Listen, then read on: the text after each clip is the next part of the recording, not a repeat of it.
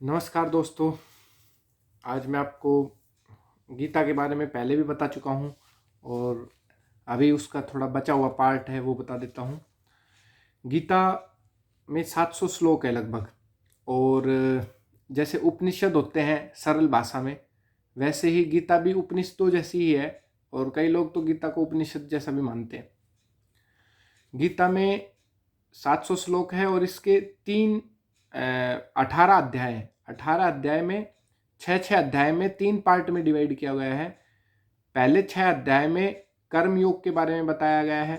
कर्म योग के बारे में मैं आपको बता चुका कि निष्काम कर्म करना चाहिए, मतलब कि फल की चिंता नहीं करनी चाहिए, कर्म पर ध्यान देना चाहिए। और मान लो जैसे कि किसी कर्म को करने से ज़्यादा सुख प्राप्त होता है तो उसकी ज़्यादा वो नहीं रखनी, इच्छा नहीं रखनी चाहिए, तो उसको अपन योगक्षेम बोलते हैं। तो ये योगक्षेम की भावना नहीं होनी चाहिए। इसलिए कर्मों में ममता का भाव नहीं रखना चाहिए। तो ये मैंने पिछले वीडियो में भी बताया था आपको कर्म के बारे में अच्छे से। तो इसमें कर्म योग में निष्काम कर्म के बारे में बताया गया है और ये 6 अध्याय में है। फिर जो बीच के 6 अध्याय हैं उनमें भक्ति योग के बारे में बताया गया है। भक्ति योग के बारे में मतलब जो कुछ भी मनुष्य कर्म कर रहा है वो ईश्वर को अर्पण करें। ईश्वर को अर्पण करके जो कर्म किए जाते हैं वो भक्ति योग में आते हैं। तो ऐसी सोच करके जो कार्य किए जाते हैं वो भक्ति योग में आते हैं। फिर आता है ज्ञान योग।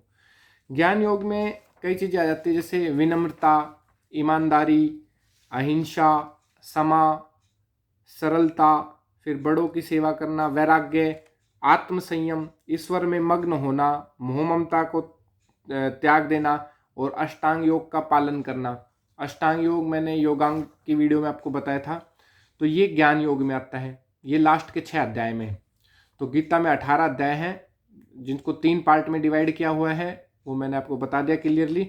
लेकिन इनमें से सबसे आसान जो बताया गया है वो कर्म योग बताया गया है। मतलब फल की चिंता मत करो और कर्म करते रहो, ये सबसे इजी है।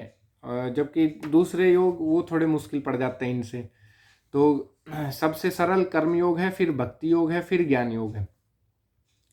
उसके बाद एक ध्यान योग भी आता है। ध्यान योग भी कर्म योग का ही एक विषय है। इसमें अभ्यास, वैराग्य और श्रद्धा। तो इसमें निरंतर ध्यान करना चाहिए, एकांत में ध्यान करना चाहिए, फिर इंद्रियों को वश में करना चाहिए, फिर एक आसन लगाना चाहिए, फिर ब्रह्मचार्यता का पालन करना चाहिए, फिर चित्त लगाना चाहिए। ये सब चीज़ें हैं इसमें। ये ध्यान योग एक कर्म योग का ही पार्ट है, उसी में बताया गया है। फिर अब मैं मेन चीज़ बता देता हूँ गीता में जो मेन डेफिनेशंस आई है। जैसे दिव्य चक्षु, ये आया है। दिव्य चक्षु का मतलब क्या है कि अपन कोई भी चीज़ होती है उसको डिसाइड करते हैं टाइम के हिसाब से, या फिर किसी दूसरी जगह पे हो तो ये डिफरेंस होता है। तो गीता में जैसे भूतकाल में कौन सी चीज़ें हुई थी, फिर भविष्य काल में कौन सी चीज़ें हुई थी, ये तो काल के हिसाब से चीज़ों में डिफरेंस हो जाता है। फिर दूसरा डिफरेंस होता है देश के हिसाब से। जैसे कोई चीज़ इंडिया में है फिर अमेरिका में है दूसरी चीज़ें, ऐसे करके जो डिफरेंस होता है वो देश का डिफरेंस होता है। तो देश और काल का जो भेद होता है वो ज्ञान मिटा दिया गया गीता में। तो फिर उससे क्या हुआ, दिव्य चक्षु का वो उत्पन्न हुई। तो उससे संपूर्ण विश्व को एक जगह सिमटा हुआ दिखा दिया गया है। तो वो दिव्य चक्षु से दिखाया गया है कि ईश्वर का ये विश्व व्यापक रूप है, विकराल रूप है। तो ये दिव्य चक्षु से ही देखा जा सकता है। तो इसमें सारी चीज़ें आ गई, भूत भविष्य की जो भी है, जो सारी चीज़ें हैं, ये सब ईश्वर से कंट्रोल होती है। तो इसमें क्या क्या आती है, विभूतियाँ भी आती हैं। जैसे विभूतियाँ समझाने के लिए क्या है, जो डायरेक्ट मतलब ईश्वर की चीज़ों को बताती है अपन। जैसे समुद्र की गहराई, कितनी गहरे समुद्र को भगवान ने बनाया, पर्वत की ऊंची चोटियाँ, ये सब विभूतियाँ आती है। जैसे भगवान कृष्ण हो गए, भगवान राम हो गए, ये सब विभूतियाँ हैं। ये कई लोग जैसे भगवान कृष्ण को और भगवान राम को ईश्वर मान बैठते हैं, लेकिन वो ईश्वर नहीं है। उनके गुण कर्म ईश्वर जैसे थे, लेकिन वो महान पुरुष थे और उनको भगवान कह सकते हैं। तो वो चीज़ें हैं ईश्वर और भगवान में डिफरेंस। तो ये विभूतियों में आती है, ये हमको दिखती है कि हाँ भाई कोई तो पावर है जो जिन्होंने ये चीज़ें बनाई हुई है। तो ये सब विभूतियाँ हैं। इससे इन सब को देखकर हमको ईश्वर के प्रति प्रेम भाव बढ़ता है। और ईश्वर का यही विश्वव्यापक रूप है, मतलब सब जगह सब चीज़ों में। अगर अपन देखें, सूर्य जैसे चमक रहा है, सूर्य की किरणें हमारी तरफ आ रही है तेज, सूर्य पे जो न्यूक्लियर फ्यूजन फिजन रिएक्शन होती है उसके पीछे ईश्वर ही है। तो जो कुछ काम हम कर रहे हैं इस संसार में, उस सब के पीछे ईश्वर ही है। इवन जो कर्म भी कई बार हमसे जो हो जाते हैं वो भी हम तो सोचते हैं कि हमने कर्म किया, लेकिन ये सब आपकी रजोगुण, तमोगुण और सत्वगुण, प्रकृति के जो गुण होते हैं उस पर निर्भर करता है।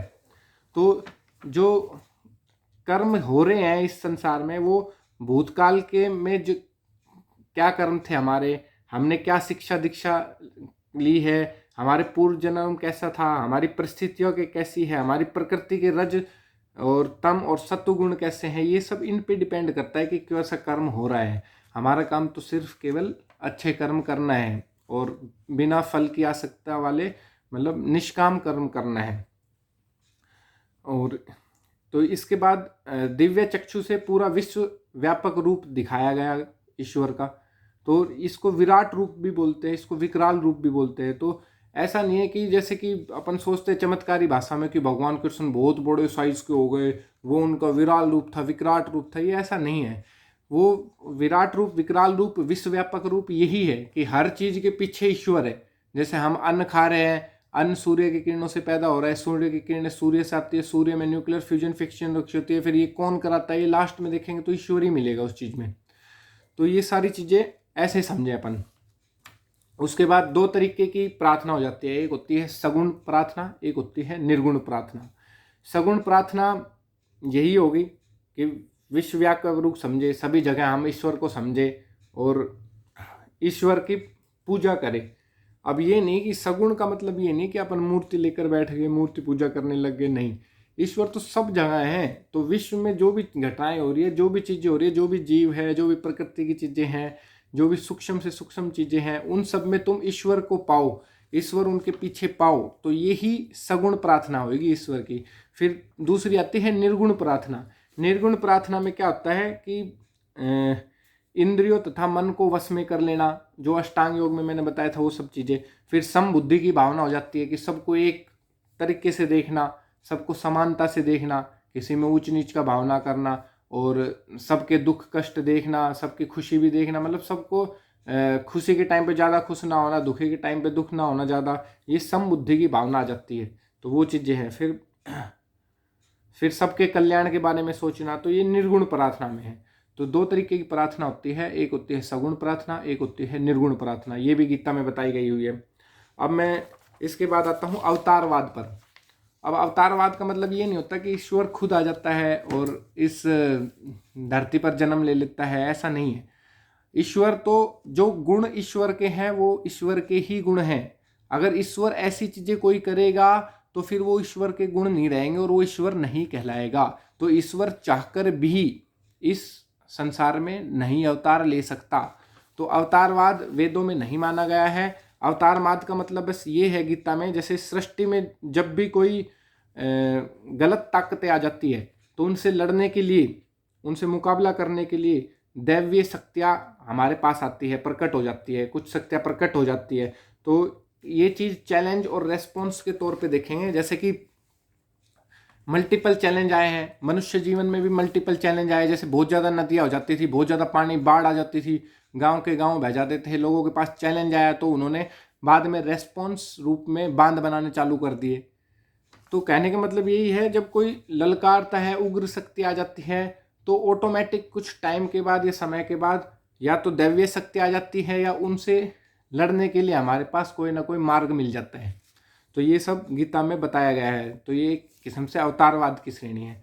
अब मैं 3 गुणों के बारे में बताऊंगा। तमोगुण, तमोगुण का नुकसान क्या है और उसको जीतने का उपाय क्या है। तमोगुण मतलब होता है जो आलसी रहता है, निंद्रा ज़्यादा आती है, तो इसके नुकसान क्या है। एक तो निंद्रा ज़्यादा आती है इसमें, और एक प्रमाद हो जाता है। प्रमाद मतलब असावधानता, मतलब आदमी सावधान नहीं हो पाता। अब कोई कहता है कि जैसे कि मैं आज ऑफिस में ये काम नहीं करके गया, तो ये प्रमाद के कारण है, उसको प्रमाद आ गया और उसने काम पूरा नहीं किया, आलसपन का ही हो गया, आलस जैसा ही हो जाता है ये भी एक किस्म का। तो इसको जीतने के उपाय क्या क्या है। इसको जीतने के उपाय है विचारशील होना हमेशा, क्रियाशील होना हमेशा, सावधान रहना हमेशा और हमेशा शारीरिक श्रम करना। तो ये सब तमोगुण से लड़ने के उपाय, जीतने के उपाय हैं। और जिनमें रजोगुण ज़्यादा होता है उसमें एग्रेशन ज़्यादा होता है, तो उसको तृष्णा या लालसा हो जाती है। तो कोई भी काम करता है उसके पीछे लालच देखेगा या भूख देखेगा कि हाँ मेरे को ये है, या फिर उनमें कर्माशक्ति हो जाती है। कोई भी कार्य करता है तो उसमें फल की चिंता करेगा, फल देखेगा क्या फल मिल रहा है, इसमें मेरा फायदा होएगा नहीं होएगा, लालच आ जाता है उसको। तो इससे बचने के लिए क्या करना पड़ता है? इससे बचने के लिए एक तो स्वधर्म का पालन करना पड़ता है और एक अपनी मर्यादा में बने रहना ही इसका उपाय है। तो स्वधर्म का पालन करना मतलब सबके साथ अच्छे से धर्म के हिसाब से पालन करना, ये है। उसके बाद आ गया सत्वगुण। सत्वगुण भी अच्छा तो होता है, लेकिन जब वो ज़्यादा होने लगता है तब उसके भी बैड इफेक्ट्स आते हैं।